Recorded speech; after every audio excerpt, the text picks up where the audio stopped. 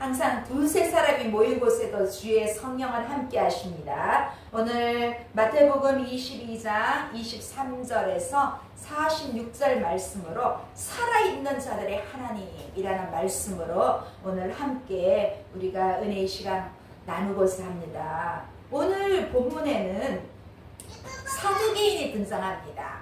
이 유대교회는 바리새파와 사두개파가 두 주류를 이루고 있습니다. 특히 이 제사장이나 장로들로 세력을 형성하고 있는 사두개파는 그들의 신앙적인 특성이 죽은 자의 부활을 부인하는 그러한 것으로 오늘 성경에 나타나 있습니다. 또 그들은 영적인 존재에 대해서도 아주 부정적인 생각을 하고 있습니다.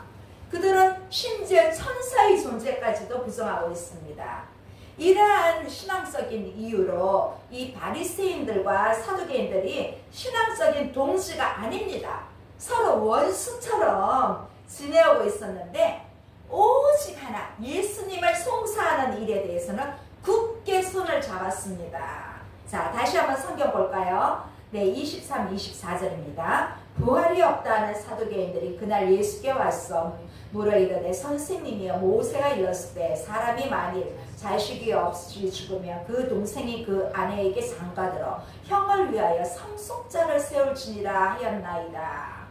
이 바리새인들과 헤롯 땅 사람들이 예수님과 논쟁하다가 이제 물러갔어요. 그날에 이제 사두개인들이 예수님을 시험하려고 아주 기발한 그 신학적인 이슈인 부활에 대한 질문을 가지고 예수님을 찾아왔습니다.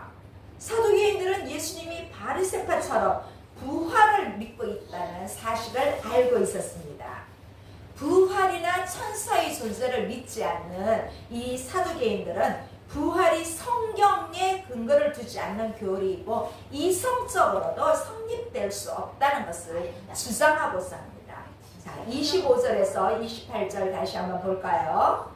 우리 중에 7형제가 있었는데 마지가 장가들었다가 죽어 상속자가 없으므로 그 아내를 그 동생에게 물려주고 그 둘째와 셋째로 7대까지 그렇게 하다가 최후에 그 여자도 죽었나이다.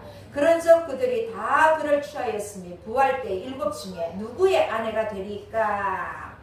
자, 이 사두개인들은 어떤 남자가 대를 이을 자녀를 남기지 않고 죽으면 그의 형제들이 남은 아내와 결혼을 해서 자손을 세워야 한다는 모세의 기록을 언급하고 있습니다. 그들의 질문은 한 여자가 이제 한 여자를 아내로 두고 있던 사람들의 그 7 형제가 이제 있는데 제일 첫째와 결혼했는데 첫째가 죽고 둘째, 셋째, 넷째, 7째까지 갔어요. 그런데 부활의 날에 그러면 7 남편을 가졌는데 누가 진짜 남편이냐고 이렇게 그 여인을 아내로 삼을 수 있냐고 도전장을 던졌습니다. 자, 이 말씀은요 신명기 25장에 나와 있습니다. 죽은 형제에 대한 의무와 또 창세기 38장 유다의 내용을 연결하고 있습니다. 사두개인들은 7명의 형제가 한 명의 여자와 결혼한 예를 들면서 장남이 죽고 그러고 나면 차남부터 7째 형제가 다 형수랑 결혼을 한 거예요. 그런데 모두가 7 형제 모두가 자녀를 남기지 않고 죽었습니다. 결국 그 여자도 죽었습니다.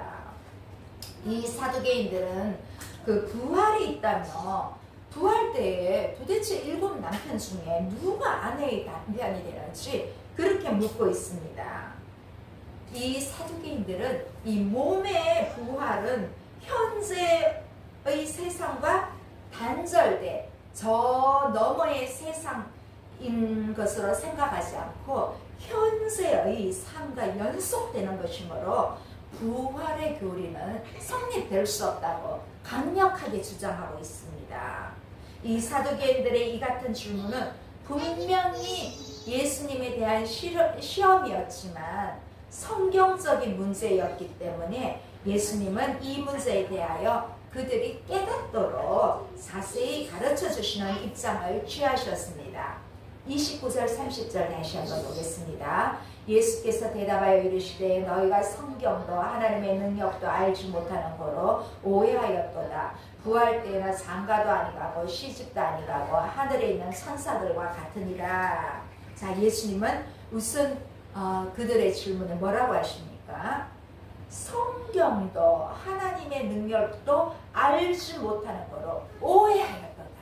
그들에게 이렇게 좀 가볍게 책망하고 있습니다. 그리고 난 뒤에 부활에 대해서 바로 예수님은 설명해 주십니다. 여기에 알지 못했다고 하신 말씀은 보지 않는 고로 이런 뜻으로 볼 수 있습니다. 하나님의 말씀은 어느 한 부분만 보아서는 진리를 볼 수 없습니다. 성경 전체를 볼 수 있어야 합니다. 그래야 편견에 사로잡히지 않고 하나님이 계시하는 바른 진리를 깨닫게 됩니다. 자, 우리도 성경을 전체적으로 알지 못하면 쉽게 이단에게 넘어갈 수도 있습니다. 주변에 그런 분들도 봤습니다. 지금 이렇게 이단이 판치는 이유도 성경을 잘못 알아서 그렇습니다. 잘못 오해해서 그렇습니다. 성경을 여러 방면에 보지 않고 단편적인 방면만 보다 보니까 그것만 한 번 구원이 영원한 구원이라고 이렇게 강력하게 주장하기도 하고, 그래서 우리는 성경을 모르면 쉽게 이단에 빠질 수 있고 또 나만의 신앙 철학을 가질 수 있습니다. 또한 우리는 하나님의 능력을 알아야 합니다. 하나님의 능력을 모르면 성경의 수많은 기적들을 바로 믿을 수가 없습니다. 그거는 그냥 성경의 스토리텔링에 불과하다, 이렇게 생각할 수 있습니다. 그래서 예수님은 부활 때 인간의 상태에 대해서 명쾌하게 대답해 주십니다. 뭐라고 하십니까? 부활 때는 장가도 가지 않고 시집도 가지 아니하고 하늘에 있는 천사들과 똑같다고 그렇게 말씀하고 있습니다. 그래서 이 말씀에서 우리는 부활의 신비를 알 수가 있습니다. 부활한 몸은 장가가거나 시집가지 않는다. 결국 결혼하지 않는다는 것입니다. 육신을 가진 사람만이 결혼을 할 수가 있습니다. 이 결혼은 우리가 이 땅에 사는 한에서 가능한 것입니다. 이렇게 이성의 결합은 육체를 가졌을 때만 가능한 것입니다. 근데 우리가 부활 시에는 우리가 육체는 없어지는 것입니다. 그래서 이 결혼하는 것은 사실은 자손을 번성하는 데 있습니다. 번식시키는 데 있습니다. 이미 하나님이 창세기에서 아담 홀로 두지 않으시고 하와를 만드신 목적도 그러한 데 있습니다. 그래서 우리가 이제 천국에 가면 그러한 번식이 필요가 없다는 것입니다. 그래서 우리는 부활한 몸은 천사와 같은 몸이라고 그렇게 하십니다. 왜냐하면 천사는 장가가는 일도 없고 시집가는 일도 없는 영적인 하나님이 만드신 피조물이거든요. 그래서 천사의 존재도 하나님에 의해서 창조된 것입니다. 우리가 알 수 있는 것은 천사는 그의 생명이 영원하다는 것과 또 하나님의 사역자로 하나님을 섬기는 그런 영적인 존재라는 사실입니다. 우리가 장차 부활체가 되면 우리 역시 이 천사와 같은 그러한 몸을 가지고 있는데 히브리서에 보면요, 우리가 그 천사들보다 더 높대요. 그 천사들은 구원받은 성도들을 부리는 사람이래요. 부리는 종이라는 거예요. 그래서 우리가 그들보다 더 높은 위치에 있다는 것을 약속되어 주고 있습니다. 그래서 우리 그리스도인의 부활은 영생의 실체이며 구원의 소망이 실현되는 것입니다. 우리 기독교만이 부활이 있습니다. 그리고 기독교에서는 부활을 빼버리면 기독교가 아닙니다. 설교 중에 부활을 빼버리면 설교가 아닙니다. 그래서 이 부활을 믿지 못하는 사람들이 많이 있습니다. 그래서 우리는 부활하지 않으면 천국에 들어갈 수 없기 때문에 너무나 이 부활의 신앙은 중요한 것입니다. 우리가 천국에서 영화롭게 영원히 살 수 있는 길은 내 몸이 부활체로 변하여 하나님과 함께 동거할 때 그 사실이 가능하다는 것입니다. 그래서 예수님은 죽은 자의 하나님이 아니라 산 자의 하나님이라고 말씀하십니다. 31절에서 33절 한 번 더 보겠습니다. 죽은 자의 부활을 논할진대 하나님이 너희에게 말씀하신 바 나는 아브라함의 하나님이요 이삭의 하나님이요 야곱의 하나님이로라 하신 것을 읽어보지 못하였느냐. 하나님은 죽은 자의 하나님이 아니요 살아있는 자의 하나님이시니라 하시니 무리가 듣고 그의 가르치심에 놀라더라. 자, 성경에서 하나님의 뜻을 파악하지 못한 이 사두개인들의 문제는 어느 시대나 다 있습니다. 또 누구에게나 다 적용될 수 있습니다. 성경도 하나님의 능력도 알지 못하는 일이 성경을 근거로 사람들 인도하는 지도자들에게 오늘 예수님은 책망하십니다. 이 사두개인들은 최고의 성경학자들이거든요. 자, 그래서 이 본문에도 이 점을 논쟁하고 있습니다. 성경을 바르게 해석하지 못하고 하나님의 능력을 바로 믿지 못하면 우리는 하나님의 뜻을 오해할 수밖에 없습니다. 그리고 성경을 잘못 해석하고 우리는 그냥 나는 교회 다니는 사람이요 나는 하나님 믿는다 말은 하지만 우리는 성경 밖의 행동을 할 수밖에 없다는 것입니다. 우리는 성도로서 예수님의 관점에서 성경을 읽어야 하고 또 하나님의 능력을 믿고 성경을 읽어야 합니다. 그래서 여러분 큐티 열심히 하십시오.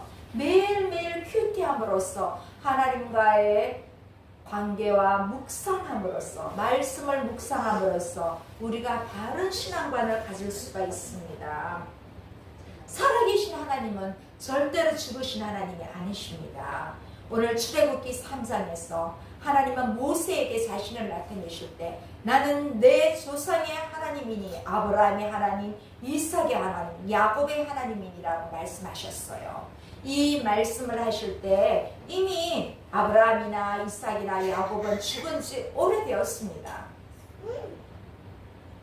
자, 그런데 예수님은 하나님이 이들의 이름을 말하시면서 나는 아브라함의 하나님이다. 이삭의 하나님, 야곱의 하나님이라고 하신 것은 이 사람들이 하나님 앞에 살아있기 때문이라고 그렇게 하셨습니다. 자, 이미 이들은 몸은 썩었어. 뼈로 남아있을지라도 마지막 날 몸의 부활로 인해서 현재 살아있는 상태에서 하나님과의 언약 관계를 유지하고 있습니다. 그래서 하나님은 더 이상 존재하지 않는 자들의 하나님이 아니라 지금도 살아있는 자들의 하나님입니다. 하나님은 아브라함, 이삭, 야곱과 함께 이전에 과거에 계셨던 과거의 하나님이 아니라 계시는 현재의 하나님이시기 때문에 이 사두개인들의 해석의 근거로 삼는 오경에 나타난 하나님은 죽은 자들의 하나님으로 불리지 않는다는 사실입니다. 사실 엄밀한 의미에서 보면 이 아브라함과 이삭과 야곱은 육체의 부활을 한 상태가 아니라 아직도 하늘에서 부활의 영광을 누리고 있는 그러한 상태입니다. 좀 임시 상태로 볼 수 있습니다. 그것을 신약 성경에는 낙원이라고 말하고 있지요. 자, 몸의 부활을 경험하게 되는 죄인 시까지는 의인들은 이미 죽어가신 그러한 분들도 하늘에서 부활의 상태를 어쩌면 미리 맛보고 있는 것입니다. 사실 죽음은 다 그렇습니다. 아니, 요즘 계속 돌아가시고 있습니다. 예, 오늘도 어떤 한 분은 떠나셨습니다. 자, 이런 우리는 죽음을 두려워하지만 그래도 언약의 신실하신 하나님의 사랑과 능력을 인하여 하나님의 자녀는 죽어도 하나님과 함께 교제 가운데 살아있다는 사실로 우리는 위로를 얻습니다. 이렇게 부활신앙이란 내가 죽어도 산다는 것, 이것도 중요합니다. 내가 죽어도 산다는 이것보다는 몸이 사나 죽으나 하나님과 함께 언제나 살아서 교제한다는 그 사실을 믿는 믿음이 바로 부활신앙입니다. 자, 그러므로 언약의 신실하신 하나님의 능력에 의존해서 살아가야 하는 것이 부활의 능력을 믿는 그런 성도의 정체성입니다. 우리는 부활의 소망을 확실히 가져야 합니다. 이 같은 소망은 왜냐하면 우리의 구원과 밀접한 관계가 있습니다. 만약에 오늘 죽어도 천국 갈 수 있습니까? 이렇게 물었는데 부활신앙이 없다면 글쎄 내가 너무 잘못한 게 많았어. 이렇게 말하면 부활신앙이 아니라는 것입니다. 우리는 정말 내가 죽어도 내가 내일 하나님 앞에 가도 이 부활신앙을 굳게 잡아야 합니다. 특히 이 부활장이라고 할 수 있는 고린도전서 15장을 한번 여러분이 보시면 이 부활을 이해하는 데 큰 도움이 될 것입니다. 예수님의 부활, 예수님은 부활하셨습니다. 이제 예수님은 재림도 하셨고 승천도 하셨고 재림만 남으셨습니다. 이 예수님의 부활은 우리 그리스도인의 부활의 상표본입니다. 만약에 예수 그리스도의 부활이 없다면 우리의 믿음은 정말 헛된 것입니다. 우리가 여전히 죄 가운데 있게 될 것이고 그리스도 안에 이미 잠자고 있는 사람들은 다 꿈이 없는 것입니다. 이러한 말씀들이 고린도전서 15장에 있습니다. 여러분 말씀을 한번 또 묵상해 보시기 바랍니다. 자, 우리는 이제 이 부활의 소망을 견고히 붙잡고 흔들리는 일이 없도록 그렇게 말씀 안에 다시 한번 서기를 원합니다. 예수님이 사두개인들과 이 부활 논쟁을 하면서 이 부활의 참 진리를 가르치심으로써 그들은 감히 아무 대답도 할 수 없게 되었습니다. 자, 그런데 이 사두개인들이 찾아갔는데 예수님이 그들로 하여금 아무 말도 못하게 된 사실을 이 바리새인들이 들었습니다. 이제 이 바리새인들은 또 큰 계명을 가지고 나타납니다. 34절에서 36절 한번 읽어볼까요? 예수께서 사두개인들로 대답할 수 없게 하셨다함을 바리새인들이 듣고 모였는데 그 중에 한 율법사가 예수를 시험하여 묻되 선생님 율법 중에서 어느 계명이 크니까? 이 바리새인들은 음모를 꾸민 끝에 한 율법사를 보냅니다. 예수님을 또 시험합니다. 아니 같은 종족인 이 바리새인들은 뻑하면 진짜 뻑하면 예수님을 공경에 맞들이려 하고 예수님을 죽이려고 그런 함정을 늘 파고 있습니다. 여기서 이 율법사는요 율법의 교사로서 이 서기관하고 같은 의미입니다. 헤롯 정부나 사두개파 가운데도 이 율법사가 있어서 이 자문 역할을 합니다. 그래 본문의 이 율법사도 바리새인 중에서 율법의 전문적인 지식을 가지고 있는 진짜 박사 중에 박사입니다. 그래서 이 율법사는 예수님을 찾아와서 율법 중에 가장 큰 계명이 무엇입니까? 이렇게 묻습니다. 이 당시에 율법 선생들마다 율법사마다 뭐 자신들만이 갖고 있는 어떤 원칙이 또 있었습니다. 왜냐하면 그들은 그 율법을 믿는다고 하지만 자신들의 어떤 기득권을 위해서 또 다른 자신의 어떤 좀 아식 그런 것들을 갖고 있기 때문에 이제 예수님께서는 그들이 크고 작은 것을 다 가질 수 있기 때문에 어떻게 대답하셔야 할지 오늘 또 이 율법사가 제기하는 그 문제에 대해서 어떻게 그 공격에 대해서 어떻게 대답을 하실지 참 궁금해하면서 율법사가 찾아온 것입니다. 그래서 이 율법사는 그의 시험의 테스트가 뭐냐면 선생님이요 율법 중에서 어느 계명이 가장 크니까 하는 문제였습니다. 왜냐하면 이 율법사들은 바리새인들은 예수님이 저들처럼 그러한 율법 학교에서 공부를 한 것도 아니고 그래서 아마 이 문제에 대해서는 바르게 대답을 하지 못할 것이라는 것을 굳게 믿고 예수님을 찾아와서 공격을 한 것입니다. 그래서 이 어려운 질문에 예수님은 율법 공부도 제대로 안 했기 때문에 정확한 답을 제시하지 못할 거야. 이렇게 주목하고 있지만 예수님은 여기에 대해서 명확하게 대답해 주십니다.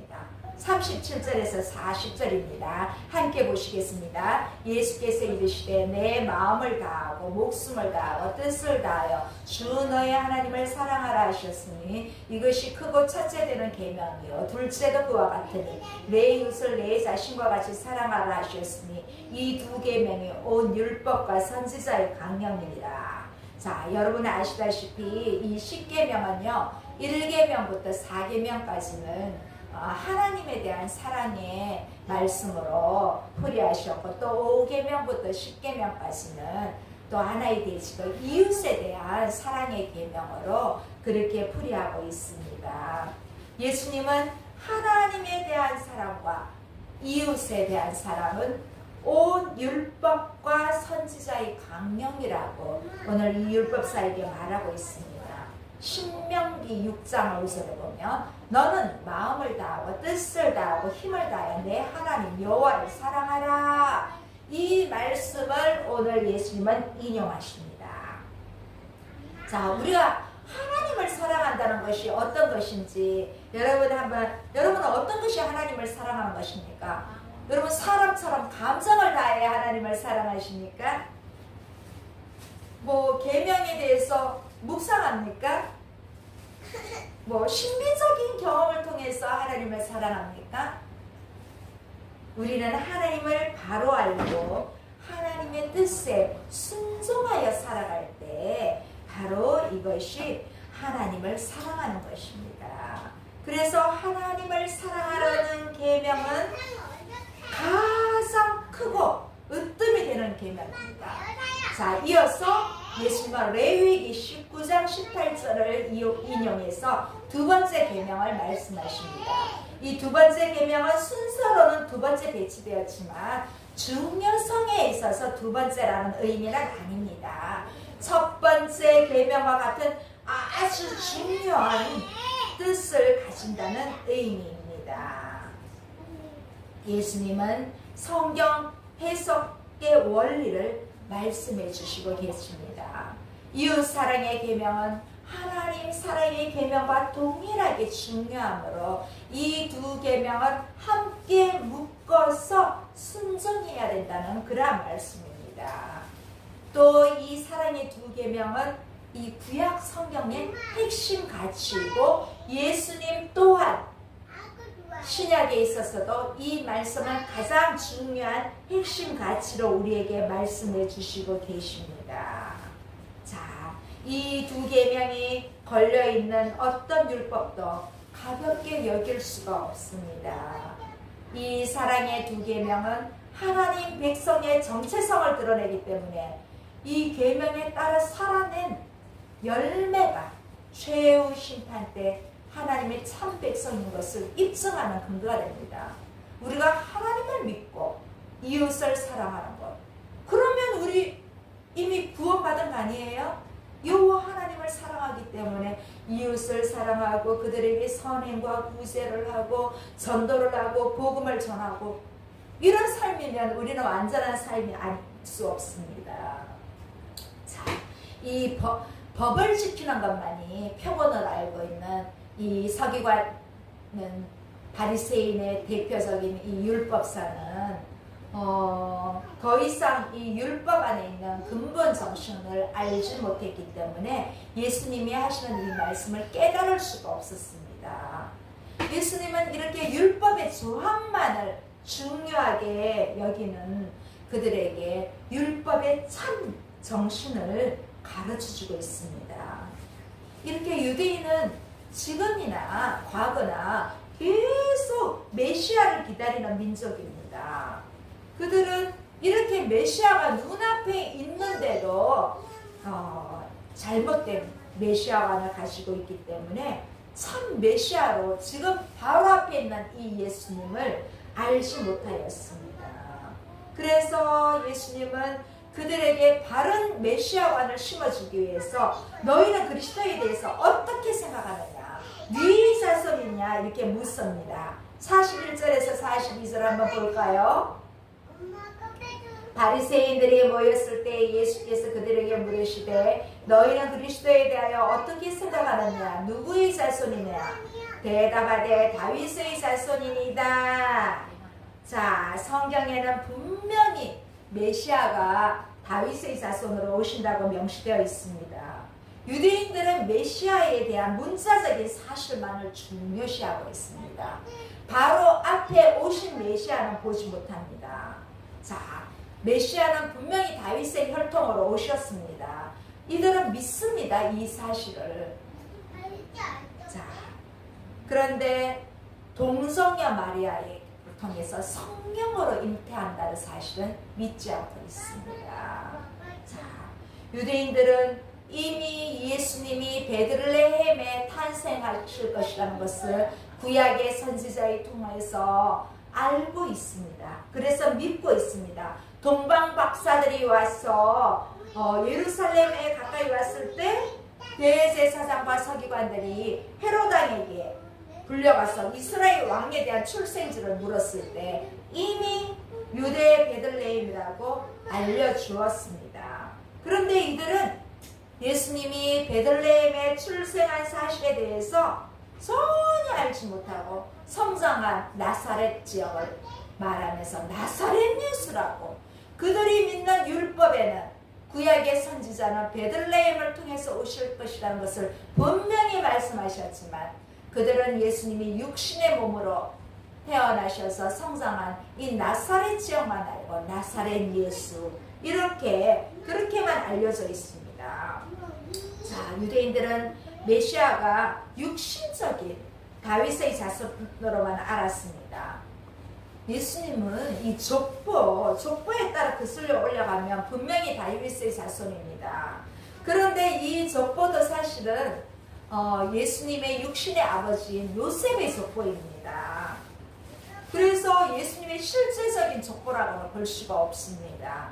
왜냐하면 예수님은 동성녀 마리아의 몸에서 성령의 권능으로 태어나셨기 때문입니다. 그래서 예수님이 성경상으로 다윗의 자손이라고 말하고 있는 것은 어쩌면 영적인 그러한 의미로 더 볼 수 있습니다. 자, 그들은 메시아야말로 이스라엘의 영광을 위해서 정말 영광의 왕으로 그렇게 늘 생각하고 기다리고 있습니다. 지금 저 유대에는 지금도 그렇게 기다리고 있는 사람들이 있습니다. 그들은 무한한 능력과 로마의 압제에서 해방시켜 주실 그러한 예수님을 모세와 같은 위대한 지도자로 그러한 하나님께서 보내주신 그러한 메시아로 생각하고 있었습니다. 자, 그래서 예수님은 우선 그들의 잘못된 메시아관을 근본적으로 깨우쳐 주시기로 생각하신 것입니다. 이제 그 방법은 항상 예수님은 성경적인 증거를 보여주십니다. 그래서 왜냐하면 그들은 율법을 중요시하기 때문에 성경을 중심으로 말해주면, 특히 구약 성경을 중심으로 말해주면 어떠한 의의를 제기할 수 없도록 그렇게 만드셔야겠습니다.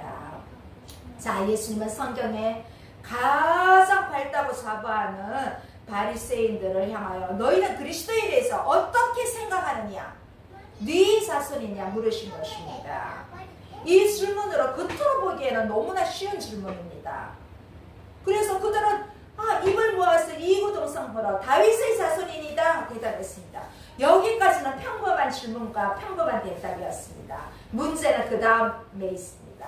자, 오늘 마지막 말씀입니다. 43절에서 46절 말씀 보겠습니다. 이르시되 그러면 다윗이 성령에 감동되어 어찌 그리스도를 주라 칭하여 말하되 주께서 내 주께 이르시되 내가 내 원수를 내 발 아래 둘 때까지 내 우편에 앉아있으라 하셨도다 하였느냐. 다윗이 그리스도를 주라 칭하였은즉 어찌 그의 자손이 되겠느냐 하시니 한마디도 능히 대답하는 자가 없고 그날부터 감히 그에게 묻는 자도 없더라. 자, 예수님은 시편에 기록되어 있는 메시아에 대한 말씀으로 물으셨습니다.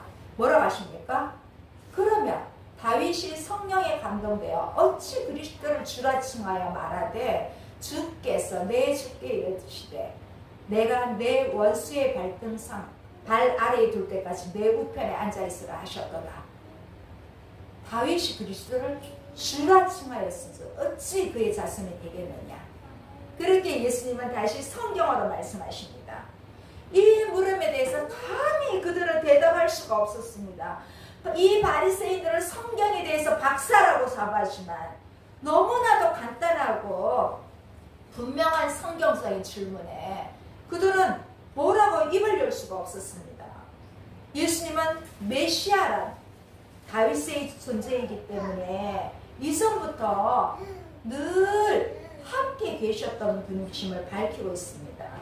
그뿐만 아니라 다윗은 성령에 감동되어 메시아와 하나님과의 관계를 시편 110편에 기록된 것을 말하고 있습니다. 뭐라고 하면 거기서 내 주라고 가리킨 대상은 바로 메시아임을 이 사람들도 이미 다 알고 있습니다. 왜냐하면 이 사람들은 구약에 대해서 박사들이거든요. 여기서 말씀하고 있는 주란 원래는 하나님께만 적용되는 그런 명칭입니다. 이 메시아가 다윗의 육신적인 자손이라면 어떻게 다윗이 메시아를 향해서 내 주라고 부를 수 있겠습니까? 여러분, 내 주님, 내 주, 내 주인, 나의 모든 것이라는 것입니다. 우리도 주님, 여러분 힘들고 기도가 안 될 때 주님, 주여 이렇게만이라도 불러보십시오. 저는 진짜 습관처럼 주님 어떡합니까? 주님 나의 모든 것 되시는 전능하신 하나님 이렇게 말하고 있다는 것입니다. 어쩌면 그러면 어떻게 다윗이 내 주라고 부를 수 있었겠습니까? 그렇게 말하고 있는 것입니다. 왜냐하면 다윗이 아직 태어나지도 아니한 그의 자손을 어떻게 주라고 부를 수 있겠습니까? 자, 보았다고 해도 자기의 자손을 보고 어찌 주란 명칭을 사용할 수 있겠느냐 이러한 의미도 있습니다. 이렇게 메시아는 세상에 오시기 이전에 이미 말씀으로 계셨던 분입니다. 창세기 1장 1절, 요한복음 1장 1절에 말씀으로 함께 계셨던 분입니다. 하나님과 함께 계셨던 독생하신 하나님이요 다윗으로부터 주라 불리시는 분으로 하늘의 영광 보좌에 계셨다는 이 사실이야말로 그리스도에 대한 하나님의 비밀로 이 사실을 깨달을 때 메시아를 영접할 수 있으면서 우리는 구원의 축복을 받을 수 있습니다. 예수님은 땅에서 고난 받으신 분이지만 원래는 하늘의 영광 하나님 우편에 보좌에 앉으셨던 분이 친히 우리 인간의 죄를 위해서 인간으로 오셔야만 했기 때문에 하나님은 독생자 예수님을 십자가 질 수밖에 없도록 그 방법을 취하셨습니다. 자, 이제 다시 부활하시고 승천하신 예수님은 이제는 하나님 보좌 우편에서 온 우주를 통치하시면서 이제 때가 이르면 심판주로 재림하실 것이라는 이 소망을 가지고 우리는 이 땅에서 내게 주어진 일에 최선을 다하면서 우리의 신앙이 흔들리지 않도록 나아가야 합니다. 우리가 믿는 이 예수님은 단순히 중보자가 아니라 전능하신 하나님이십니다. 이 땅을 살아가는 우리는 예수님의 통치를 확신함으로써 이 땅에서 현실의 문제로 두려워하지 말고 하나님의 영광을 위하여 살아가는 저와 여러분이 되시도록 간절히 소원합니다. 우리는 죽은 하나님이 아니라 살아있는 하나님을 믿는 사람으로서 그 하나님이 내 안에 내주하심으로써 이번 한 주간 동안도 우리에게 어떤 시험과 어떤 어려움이 오더라도 우리가 넉넉히 승리할 줄 믿습니다. 기도하시겠습니다. 살아계신 하나님 아버지 감사합니다. 오늘 우리가 살아계신 하나님을 믿습니다. 그 살아계신 하나님은 우리의 주님이십니다. 오늘 이 사실을 우리가 믿게 하시고 부활의 예수님을 나의 주님으로 믿을 수 있는 믿음을 다하여 주시옵소서. 하나님, 그리하면 우리가 어떤 어려움이 있더라도 넉넉히 이 세상을 이겨갈 수 있습니다. 우리가 하나님에 대한 수직적 사랑과 이웃에 대한 수평적 사랑으로 예수님의 말씀을 온전히 따라 순종할 수 있는 저의 모든 지체들 될 수 있도록 하나님 은혜를 베풀어 주시옵소서.